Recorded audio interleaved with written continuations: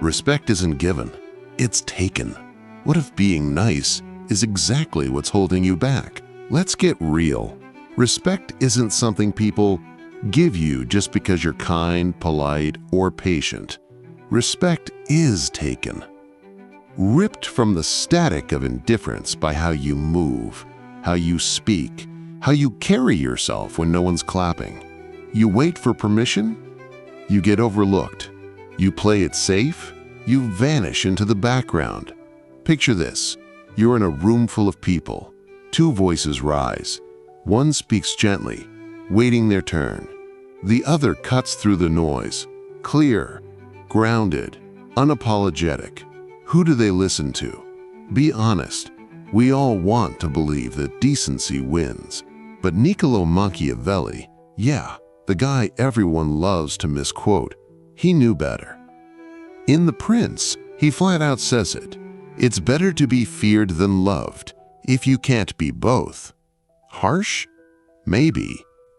But in a world where everyone's trying to be liked, the person who's not afraid to be heard, that's power. You might be thinking, but I don't want to be fake.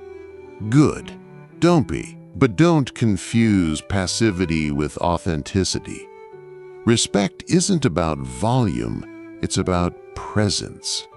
You earn it by stepping into the room like you belong there, even before anyone agrees. And here's the twist. When you stop begging for validation, people suddenly lean in. It's weird. It's real. So stop waiting to be seen. Start showing up like you matter. Because the moment you do, the whole game shifts. Now, if respect isn't handed out freely, what is? And why do so many of us keep chasing the wrong thing? Let's talk about that next. The lie society sells about respect. They told you, just be kind, be patient, do the right thing, and respect will follow. And you believed it. Most of us did. It sounds nice, doesn't it? Like there's some cosmic scoreboard tracking your good behavior. And eventually, bam, respect just lands in your lap like a reward. But here's the thing no one likes to admit. People don't always reward kindness. Sometimes they exploit it. You hold the door. They walk through without a glance. You stay quiet to keep the peace. Now they talk over you. You compromise again and again, thinking you're being mature, and suddenly you're invisible. And it leaves you wondering, what am I doing wrong? You followed the script. You were the good one. But instead of being respected, you're sidelined, ignored, taken for granted. Here's the uncomfortable truth. Society confuses morality with strategy. It sells you a narrative that if you're good enough, others will just know to treat you right.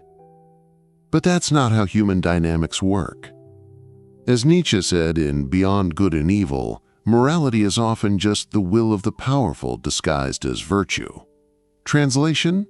What's right isn't always what works. People respect what they feel. Presence, boundaries, certainty, not just goodness. Now, don't twist this into kindness is bad. It's not. But kindness without strength? That's how you get used. Being good doesn't mean being a doormat. Respect doesn't flow from niceness. It flows from clarity. From knowing who the hell you are and refusing to shrink. So if you're tired of being the nice one who always gets left behind, good.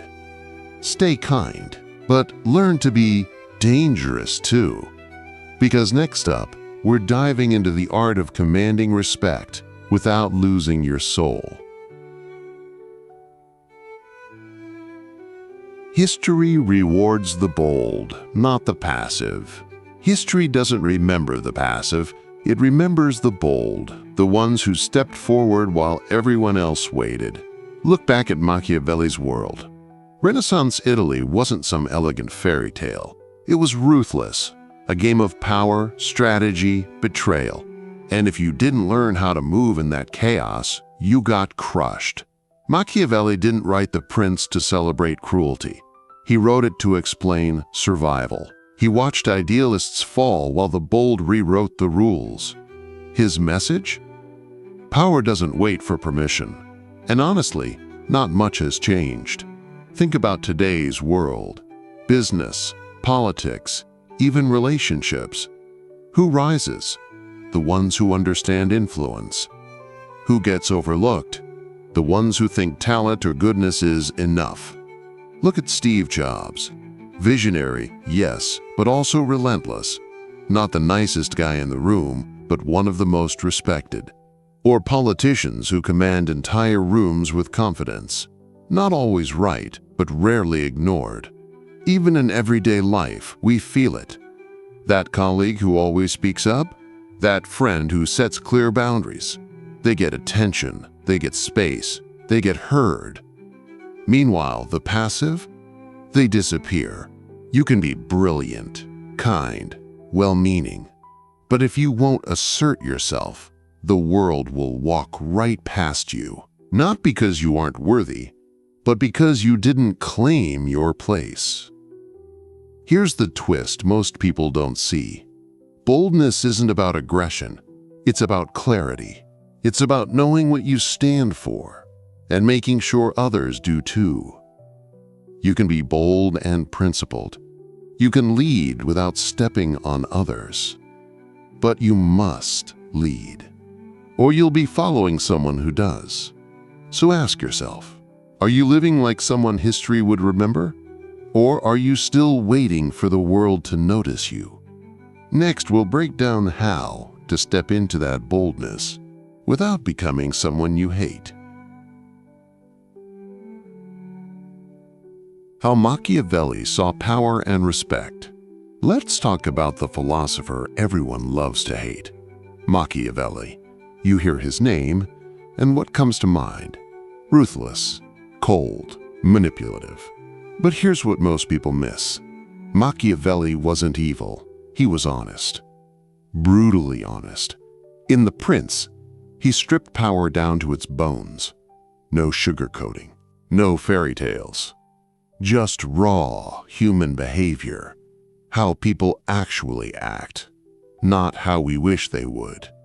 He wrote, "It is much safer to be feared than loved, if one must choose." And before you flinch at that, ask yourself why. Why did he say feared, not hated? There's a difference. Fear creates boundaries. Love alone? It's soft, unpredictable. People fall in and out of it. But fear, when controlled, builds structure, respect, distance, authority. Especially when you're new to power, when people are sizing you up. You have to project strength where you get tested again and again. Machiavelli's world was a chessboard. Appearances mattered. He said a ruler must seem virtuous, even if he isn't always. Harsh? Maybe. But think about it. How often do we judge someone not by their intentions, but by how confidently they present themselves? The world isn't moved by goodness, it's moved by perception, and that's where people get played. We're taught to focus on being good, but Machiavelli says, be strategic. Power isn't won by purity. It's won by those who understand the game and play it better than anyone else. That's why he admired the fox and the lion. The fox sees the traps. The lion scares off the wolves. You need both. Here's the hard truth. If you rely solely on being liked, you'll always be at someone else's mercy. But if you cultivate strength and strategy, you don't have to beg for respect. You command it. And in the next section, we're pulling this out of the Renaissance and straight into your life. Exact steps to build presence, posture, and power without turning into a tyrant. Let's go. You're being disrespected because You allow it. Let's hold up a mirror because this one's going to sting. If people keep disrespecting you, it's not just them. It's what you're allowing. I know, that's a hard pill to swallow. But the truth is, passive behavior doesn't just invite disrespect. It practically rolls out the red carpet for it. You stay silent when someone crosses the line. You laugh off the joke that low-key insults you. You say it's fine when it's absolutely not fine. Why? Because you're trying to keep the peace? Because you don't want to seem difficult? That's not humility. That's submission. And over time, people feel that. Like sharks smell blood in the water. Psychologists call this the door in the face effect. When someone pushes a little boundary and you let it slide, it tells them, oh, there's room here. And so they push further, not always out of malice. Sometimes it's just human instinct.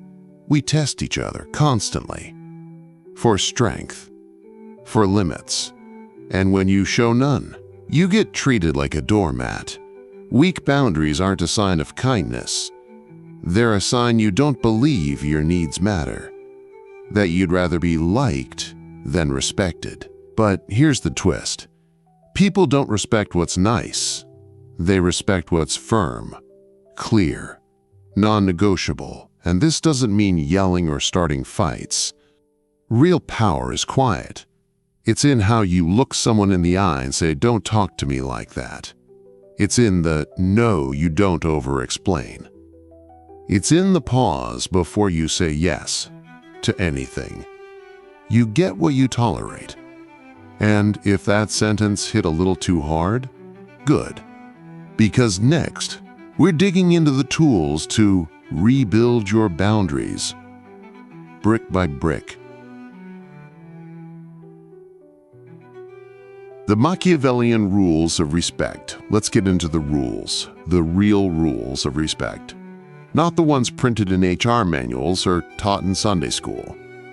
I'm talking Machiavellian rules, the kind that actually work in the real world, whether you're leading a country, a company, or just trying to stop people from walking all over you. Rule 1. Be unpredictable. Predictability breeds complacency. If people can always guess how you'll respond, they'll stop taking you seriously. Machiavelli admired Cesare Borgia not because he was noble, but because he kept people off balance. One day generous, the next ruthless. It wasn't chaos, it was strategy. In modern terms, think Elon Musk. Wildcard moves. People don't always like him, but they watch. They adjust. Predictability is comforting, but respect lives in the unknown. Rule 2. Show strength before kindness, not the other way around. If you lead with softness, people assume that's all there is. Show them your spine first, your standards, your clarity, your limits. Then, if you choose to be kind, it's powerful, not weak.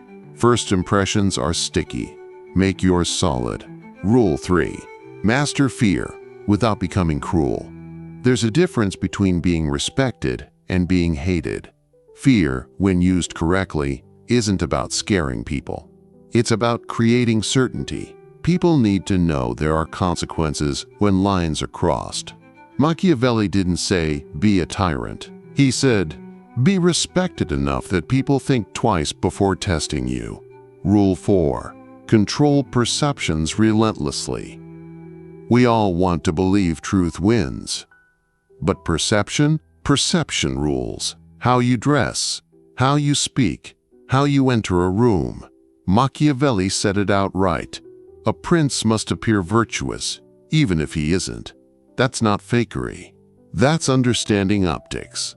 Even in 2025, image still drives influence. Just scroll social media. Perception builds status. Status builds respect. These rules aren't cold. They're clarifying. And if they feel manipulative, ask yourself, are you playing the game or getting played? Next, we're going to make it practical. How do you walk into any room and own it without selling out who you are? Let's get tactical. Soft power versus hard power. Let's get something straight. Power isn't always loud. It's not all chest thumping or alpha energy. But it's not all charm and likability either. Real influence lives in the tension between the two, soft power and hard power, yin and yang. And if you lean too far into one, you lose the balance and the respect. Soft power is your vibe, your charisma. It's how people feel around you. Do they want to be near you? Listen to you? That's what charm does. It disarms. It opens doors. But charm without weight? That's just fluff. People might like you, but they won't follow you. They won't fear crossing you. And that matters, because the moment conflict shows up, likability alone crumbles. Now flip it. Hard power is edge. It's presence. It's the look in your eye that says, "Don't test me." Not because you'll explode, but because you won't bend. It's verbal precision, strategic silence, a refusal to people please. But too much hard power. You become the villain, cold, isolated. Intimidation without connection creates resentment, and eventually rebellion. Here's the truth. The most respected people master both. They make you feel seen, then remind you there are lines you do not cross. They lead with warmth, but you always sense the steel underneath. Think of someone like Muhammad Ali, laughing, poetic, effortlessly charismatic. But behind the charm, ruthless confidence, undeniable presence. He could entertain or shut the room down with a sentence. Most people fail because they cling to the one that feels safe, the one that fits their personality. But power isn't about comfort, it's about range. So, how do you develop that range without faking it? How do you build both the velvet glove and the iron hand? That's where we're headed next. How to command respect, starting now. You want respect? Then stop asking for it with your mouth and start demanding it with your presence. It starts now, not tomorrow. Not after you read another book or go through some healing era. Now. Step 1. Stop explaining yourself. Every time you over-explain, you're subconsciously begging for approval. Here's why I said no. I hope that's okay. I didn't mean to upset anyone. Stop. Say what you mean once. Let it land. Clarity isn't rude. It's powerful. People respect those who speak like their words carry weight. Step 2. Set boundaries people can actually see. Don't just have boundaries in your head. Express them. Out loud. Directly. I don't tolerate that tone. I'm not available after 7. Don't bring that energy here. Boundaries aren't fences to hide behind. They're flags. They tell the world how to treat you. Step 3. Reward loyalty. Punish disrespect. And no, that doesn't mean becoming aggressive or cruel. It means responding. Celebrate those who treat you right. With time, access, energy. And when someone disrespects you, withdraw. Not with drama, but with precision. Cold, clean, sharp. That's social consequence. And it teaches. This is how you shift. From passive to assertive. From tolerated to respected. You don't need to be loud. You need to be unshakable. A quiet storm. The kind of person people think twice about before interrupting, insulting, or ignoring. Because here's the thing. The world mirrors back how you treat yourself. When you carry yourself like someone who matters, people adjust. Fast. Ready to go deeper? Next, we'll look at how to stay in that energy long term. Even when you're scared, even when you're tested. That's where real transformation begins. The cost of being too nice. Ever notice the nicest person in the room often has the shortest shadow? They smile, nod, agree.